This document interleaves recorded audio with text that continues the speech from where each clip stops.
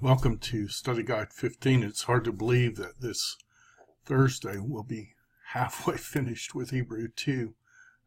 Very excited about what we're going to look at together. Look at the Pual mainly this week and biblical theology passages that relate to Eden and its restoration.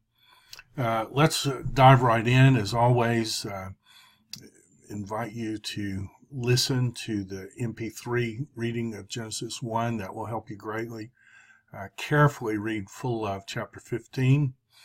The passages that we'll do,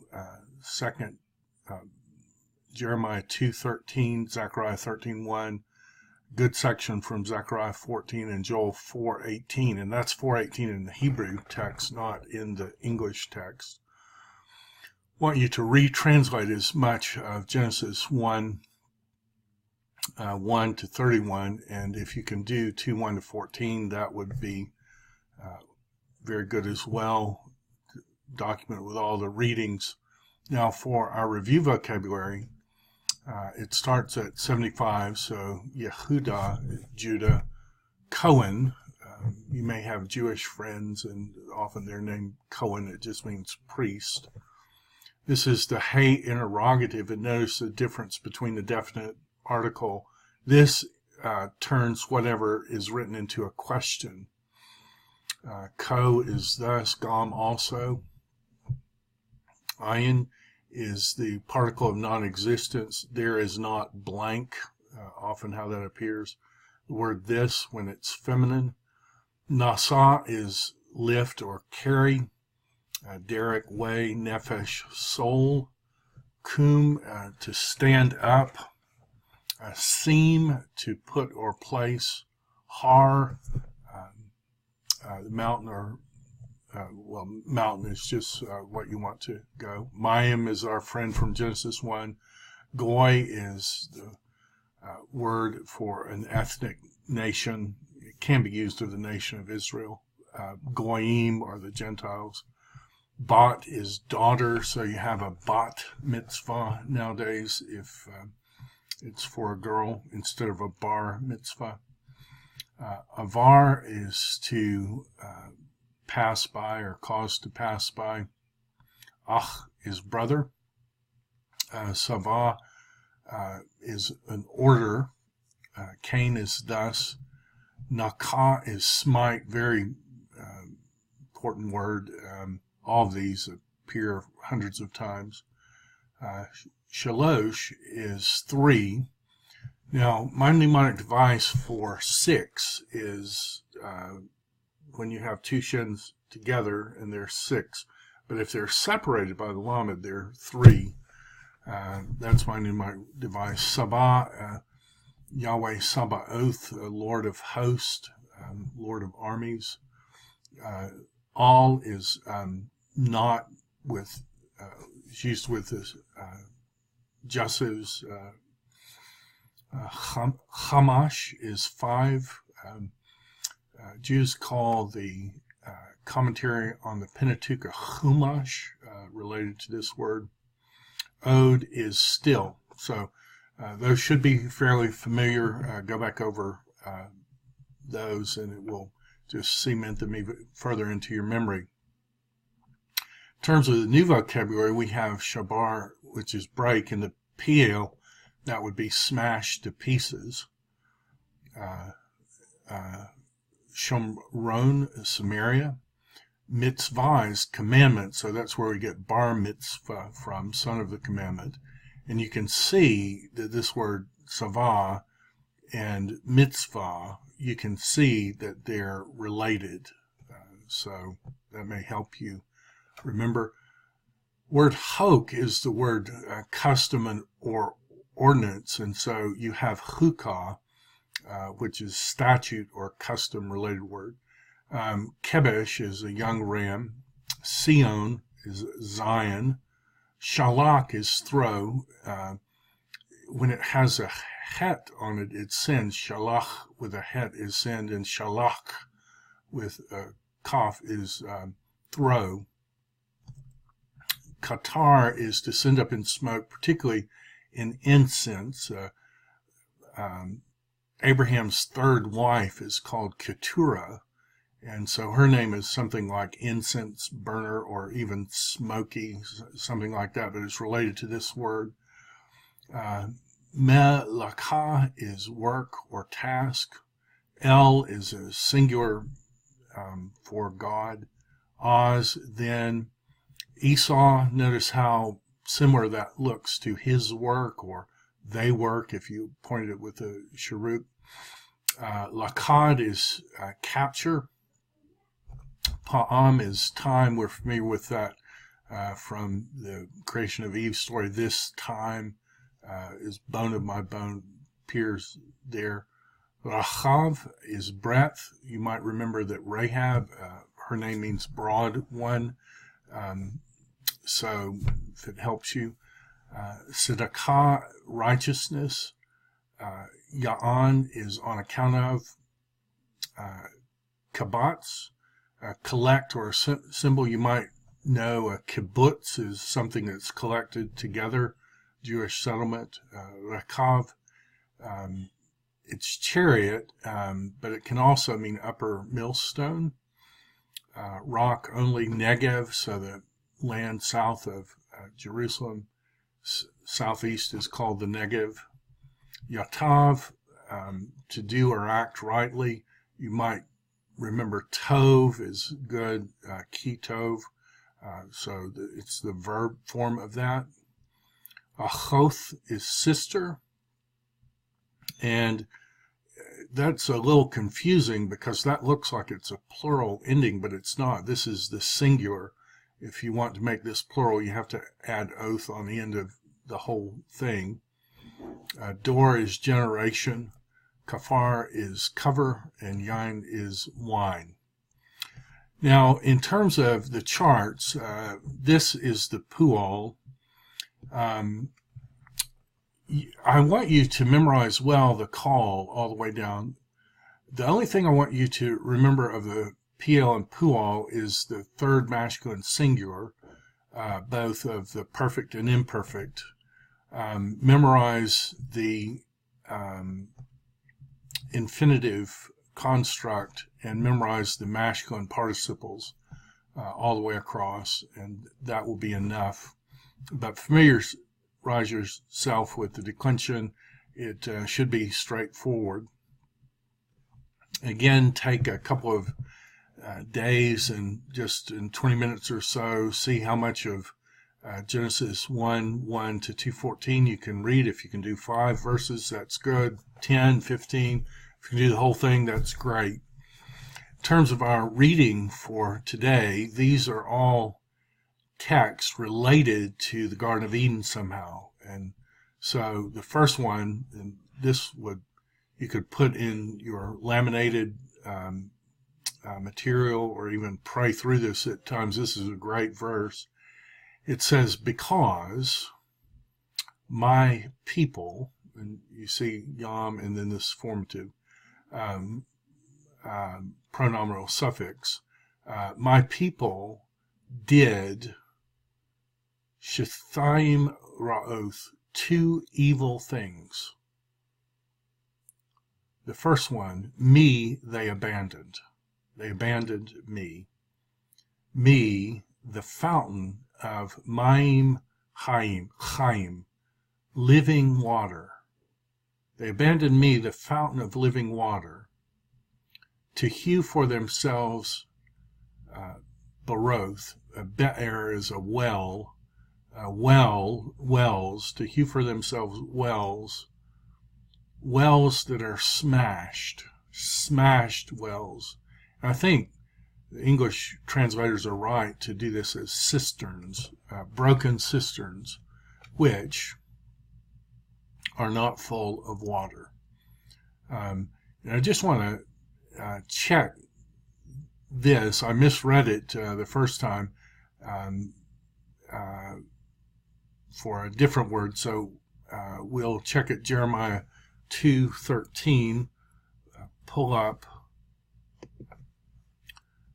Logos and do 2:13, and what we'll see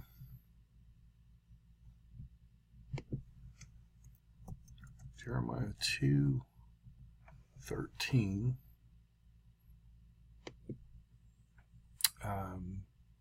So here we are, and ACOT. Whenever I'm reading, I use ACOT as the primary text. So they're giving us a word coming from coal, we saw there.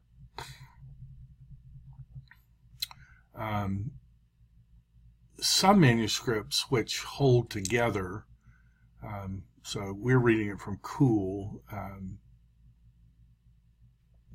You can see this points out a textual variant, so some wonder if it's from Kala, but whichever one it's from, it's clear that this means which is able to hold, which is not able to hold water. So our reading, my people have done two evil things. Me they abandoned, me the fountain of living waters, to hew for themselves wells that are broken. Nifal,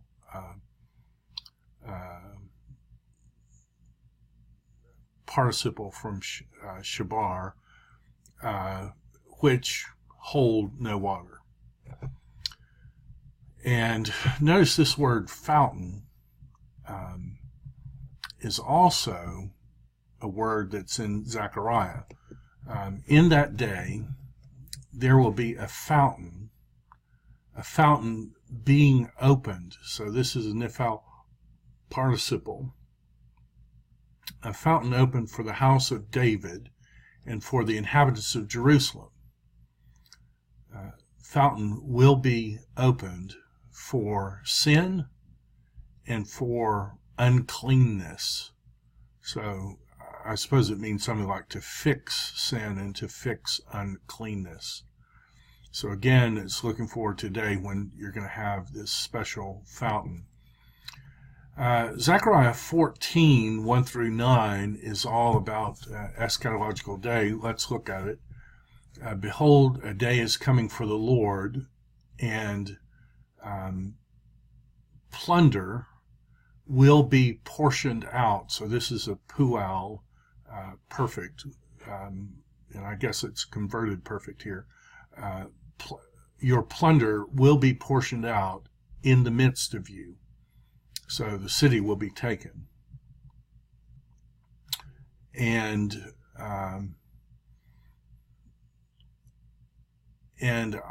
I will gather all the Goyim, all the Gentiles, to Jerusalem for war. And the city will be taken, lakad, one of the vocabulary words today. And the houses will be plundered. Mahar Sha'al Hashbaz, related to this plunder word. The houses will be taken, and the women, and then you have this strange thing, two different things. So what this is talking about, there's a Kathiv Karay difference. Okay, so what does that mean? Well, and you see here, there's a sign called a circulus. So anytime you have a circulus in the printed, so the circulus lets you know there's a marginal note, and the marginal note here is marked by this letter with a dot over the top. This is called a Karay reading. So this is the Kathiv, this is the Karay.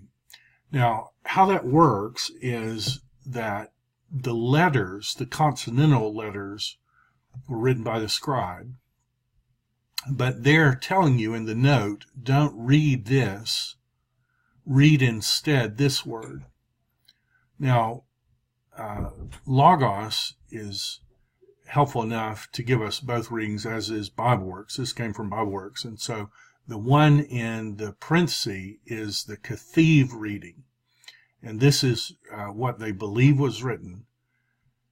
What they think should be written is this. So If we read the Koreh, it says, and the women will be slept with. Nifal of Shekab will be laying down with. This word is related to the word ravish. Sometimes it's even translated rape. The women will be raped. The problem with always translating raped is it's used of the queen consort in Psalm 45. And so I think the ravished one, or perhaps as we might say in English, the ravishing one. But the Masoretes felt like this term was too indelicate to say out loud, so they're saying, read this instead. And so if you ever have something like this in Byworks or Logos, that's what they're telling you. This is the Kethiv, this is the Koreh. Now, if you're in Logos, and we go to Zechariah 14, Logos will do the Kethiv Koreh this way. So they'll have the text, and then the first one, they'll give you the Kethiv, what they believe is written, and then this will be what they think you should read. So instead of reading this out loud, they're saying, read this out loud. The women will be ravished. Half of the city will go out by lot. So this is the word for lot. And the remnant of the city will not be cut off from the city. So half the people will go into exile. Yahweh will come. Yahweh will fight against those goyim, those nations, in the day, as in the day he fought, as in the day of nearness. So this apparently is an idiom like hand-to-hand combat or something. So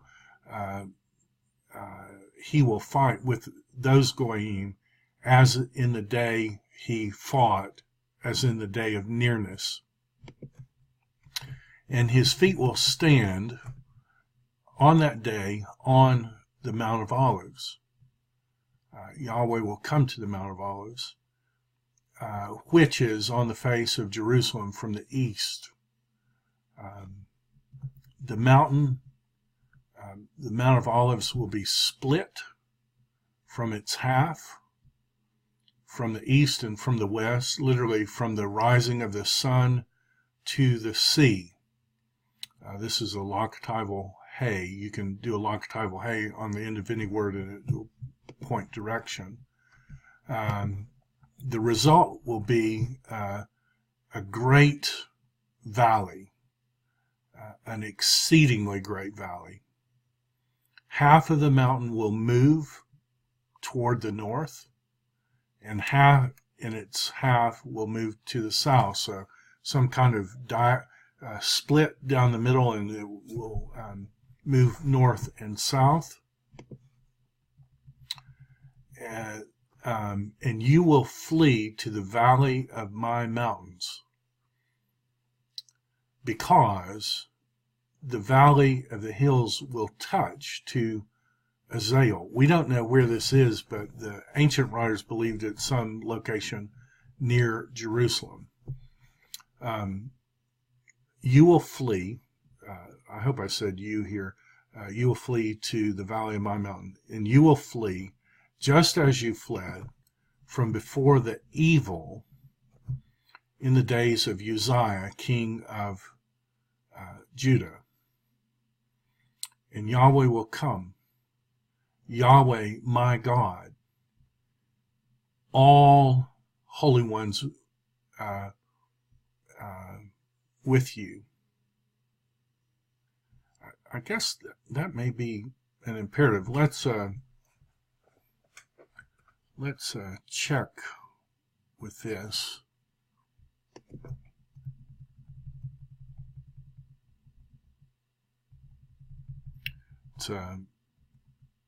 just pointing out, you don't have to memorize everything perfectly. You just keep reading.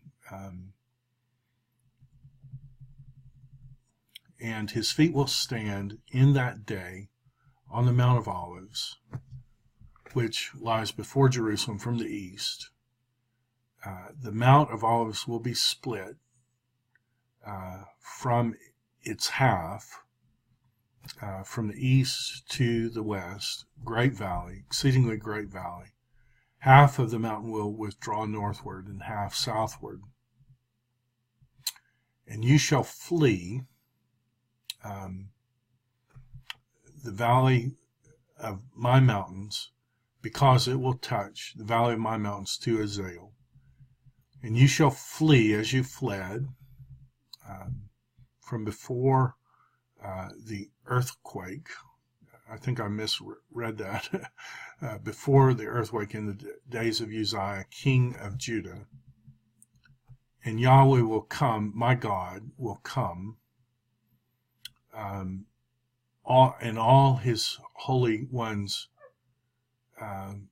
Most translate with him, but you can see it is with you. Looks like there's a textual variant here. So what this textual variant says,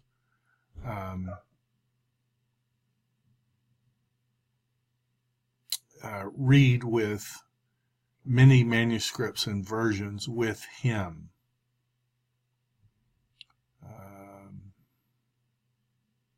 I do not have my printed version, but I'm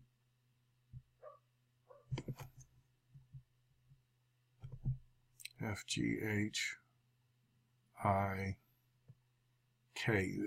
These must be letters within the verse, so this is the K variant, I think.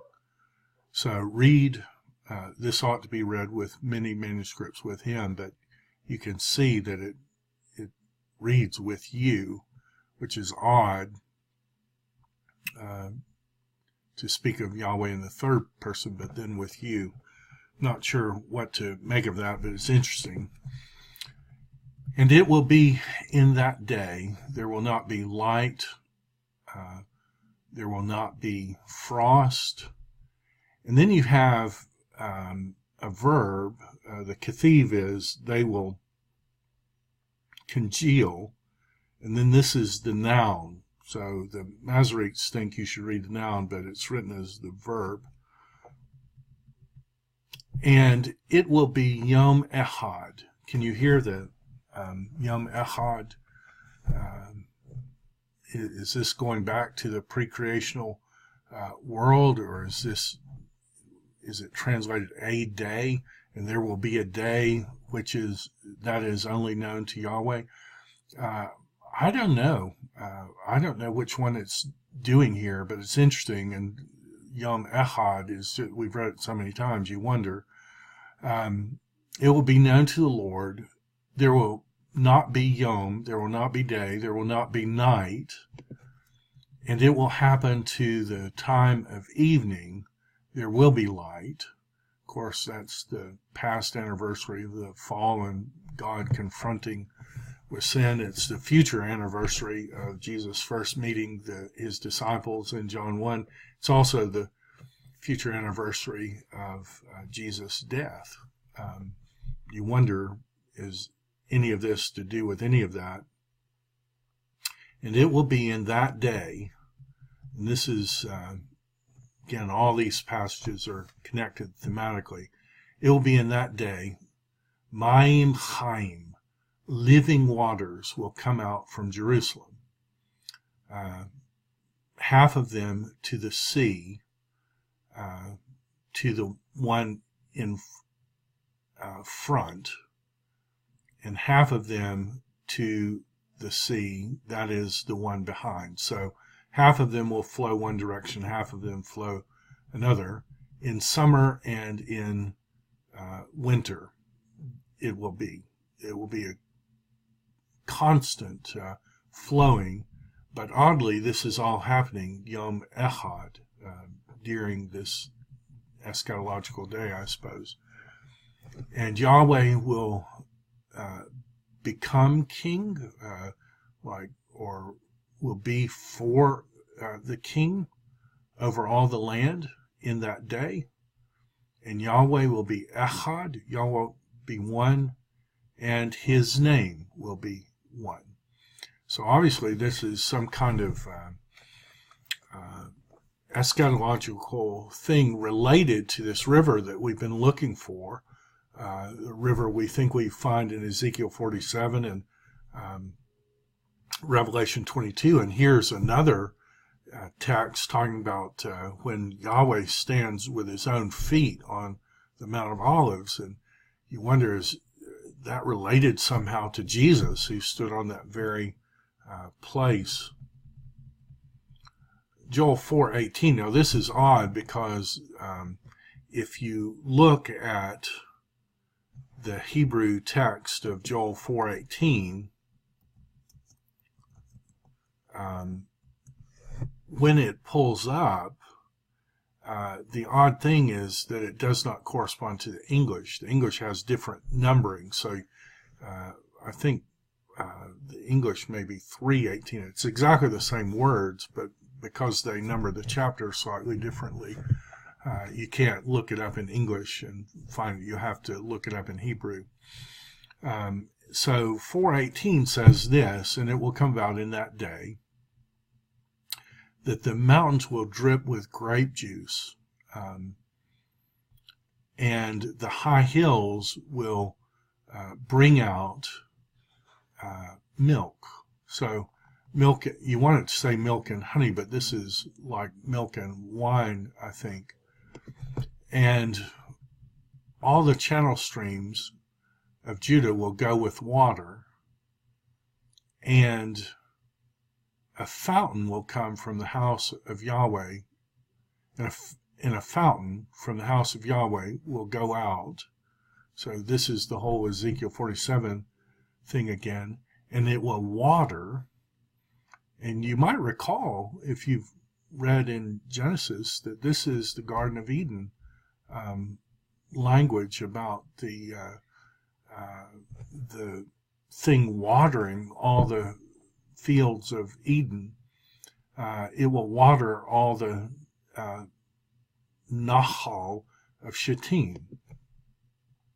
So what is this Nahal of Shittim they're talking about? Well, you may know that Shittim is the last place Israel camped before they went into the Promised Land. It means thorns. The field, Abel Shittim, is the field of thorns. Moses, the lawgiver, can't get the people in the Promised Land. He can only take them to the field of thorns. And so we see it there. Now, what's interesting, and you can begin to see it here, is that Abel Shittim is up on the mountainside, and this is actually the space. So if you to Jordan in a tour bus, this is where they take you. This is where they believe that Moses was actually standing when he looked into the Promised Land, and you can see the top of the Dead Sea.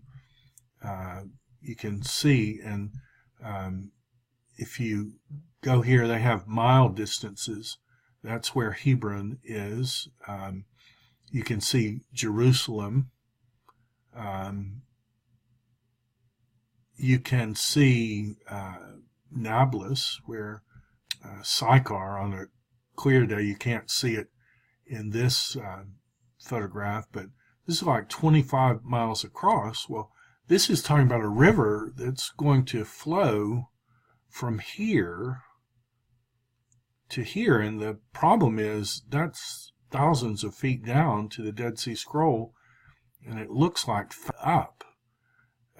We are looking for a river that will split, so we're seeing it in these texts, but it seems like some kind of geographical change is going to take place, or something to explain how that river from the tabernacle will get all the way to here in Abel Shittim. Well, I hope you have great delight in doing this. I'm really looking forward to our discussion on Thursday, and I'll see you then.